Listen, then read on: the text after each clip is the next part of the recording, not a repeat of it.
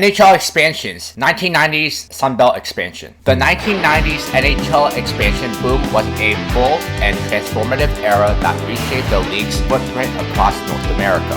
It wasn't just about adding teams, it was about redefining hockey's cultural geography, especially in the US Sunbelt. From 1991 to 1999, the NHL added 7 teams: the San Jose Sharks, Ottawa Senators, Tampa Bay Lightning, Florida Panthers, Mighty Ducks of Anaheim, Nashville Predators, and Atlanta Thrashers. By the turn of the century, the NHL had 28 teams and had successfully put the NHL on the map in the southern United States.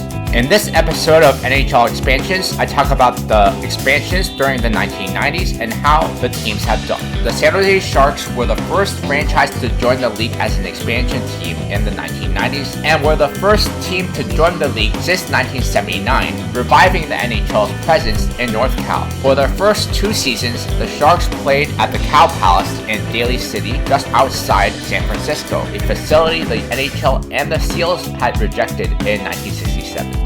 Pat Falloon was their first draft choice and led the team in points during their first season. Unfortunately, he was never able to repeat his rookie feat.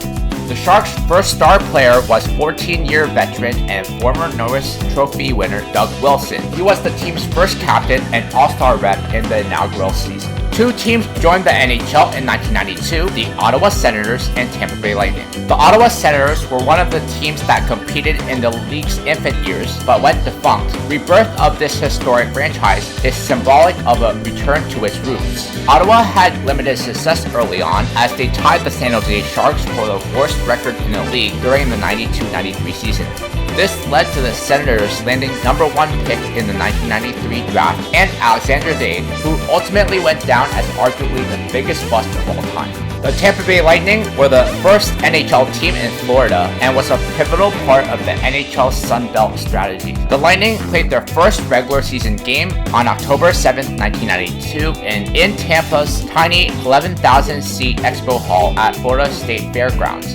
The team quickly rose to the top of the Campbell's Conference North Division within a month, behind Contos' initial torrid scoring pace and a breakout season by forward Ryan Bradley. 2 more teams joined the NHL in 1993, the Florida Panthers and Mighty Ducks of Anaheim. The Florida Panthers were the second Florida-based team to join the NHL. This emphasized the NHL Sunbelt strategy and introduced the Battle of Florida rivalry. The Panthers' first major stars were former New York Rangers goalie John Van Beesbrook, rookie Rob Niedermeyer, and forward Scott Mellanby, who scored 30 goals in Florida's inaugural season. 10 players from the original expansion draft roster would eventually be part of the Florida Panthers' 1996 postseason run and Eastern Conference Championship squad. The Mighty Ducks of Anaheim, a Disney-backed franchise, joined the league as the 3rd California-based team. This exemplified the fusion of entertainment and sports branding. The Mighty Ducks selected Paul Kariya with the 4th overall pick in the 93 draft and was the franchise's first ever draft pick. He went on to be the face of the franchise for many years. The Ducks sold out 27 of 41 home games, including the last 25, and filled the Arrowhead Pond to 98.9% of its season capacity. The Nashville Predators joined the NHL in 1998 and continued the NHL's Southeast expansion into a new hockey market. In their first year of existence, they finished second to last in the Western Conference with a 28, 47-7 record. The following years were not favorable to Nashville either, as the club failed to qualify for the Stanley Cup playoffs for their first 5 years as a franchise. The Atlanta Thrashers joined the NHL in 1999. This was Atlanta's second attempt as a franchise in Atlanta after the Flames left in 1980. In the following years, though, after missing on Stefan, they drafted Danny Heatley and Ilya Kovalchuk, who would both become stars, which increased fan hype.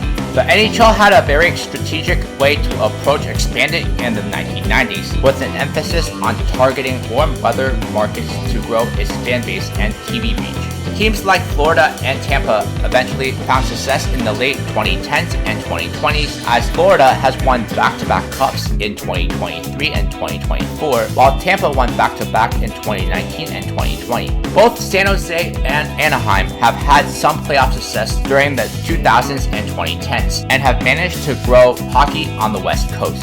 While the Nashville Predators might not have much success in the playoffs, they have managed to grow a passionate fan base in a city that wasn't a traditional hockey market. Ottawa did not fit in the NHL Sunbelt Expansion Initiative, and they aren't exactly a big market team like Toronto, Montreal, or Vancouver, so they get left behind and forgotten. Atlanta failed for the second time and relocated to Winnipeg after just 11 years playing in Atlanta. This doesn't mean the NHL will stop trying to put a franchise in Atlanta because of its massive sports market.